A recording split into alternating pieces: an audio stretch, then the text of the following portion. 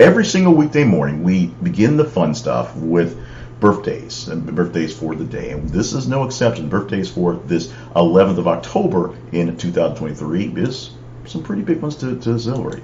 Starting off with Daryl Hall, who is 77 years old on the day. Daryl Hall, of famous Hall & Oates, and just bringing the blue-eyed soul style to the masses, singing with both that group and outside as well. Daryl Hall made a weird appearance in a rap song back in the 90s called Ghetto Smile, where he sang, the Sarah Smile sort of chorus of that one. It was weird, made no sense, didn't really go anyplace, but hey, it got him paid, and we were like, Daryl Smile singing that Daryl Hall's in this one, and the guy's like, yeah, it's cool. Daryl Hall turning 77 years old on the day, still touring with Hall & Oates, going back and forth, getting that love of nostalgia him around the way. She may not be your favorite Deschanel, but Emily Deschanel, the younger, is 47 years old on the day, looking quirky, big old eyes, and just being the little pixie thing, still doing what she has, and right now, just roaming the earth and terrorizing us in hotel commercials, being a fairy princess. But she's there doing great stuff. She is 47 years old on the day. And you can't stop Cardi B. No one can stop Cardi B. You can only hope to contain her, and that's only for so long and so much time. 31 years old for the just massive natural force that is Cardi B. 31 on the day. Let's go to our history lesson for today. Starting off in 1910, on this 11th of October, in 1910, ex-President Theodore Roosevelt became the first U.S. president to fly in an airplane. He was the next. He flew for 4 minutes with Arch Hoxsey in a plane built by the Wright brothers. History on that.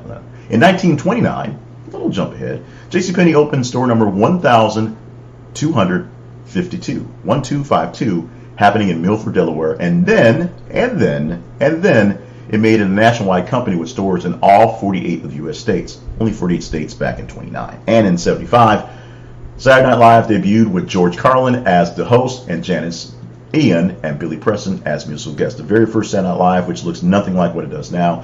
The experiment in television where they went live on TV, had a comedian kind of do some bit of his act that was more or less a cleanish version, more or less, and it's turned into the cultural phenomenon it is today. Saturday Night Live has gone through various iterations, various lives, if you will, and it's been sometimes more impact than others. Now it's just a bunch of funny dudes and ladies doing funny stuff. Still getting in some political commentary there, not as hard-hitting and as biting as possible, but we did have, 6 years of Trump to deal with, or 5 years of Trump. 6 years if you do it as non-president stuff, just kind of being Trump. So he's kind of hard to make fun of when he can't really make fun of himself. Saturday Night Live debuted on this day, 1975. On this day, October 11, we celebrate You Go Girl Day. So, you go girl. Just like that. As a girl dad, You Go Girl means a lot to me because my girl is my girl, my girl is my world. And this one is one of those made-up holidays that we can actually kind of trace back to something, not just all of a sudden some Subway sandwich shop just said, oh yeah, it's Sandwich Day. Okay, cool, it's Sandwich Day. The origins of National You Go Girl Day can be traced back to 2015 when it first started gaining traction online. Social media platforms were flooded with hashtags and shout-outs dedicated to women who were making a difference. With each passing year, the day only grew in popularity, becoming an annual celebration that is cherished by many. The exact creation is a mystery because it sort of happened, it's organic, but we can all join in the fun appreciation that it brings to say, You Go Girl. So give a girl a high five, whether live or virtual. If you're still doing the COVID thing, do the air high five. And show some love to your girls. Say this one is out to the girls, and say a couple of You Go Girls to some of your girls out there. Yesterday we hugged Kevin. Today, tell a girl she's got it going on. And finally, one more thing you might not have heard for today.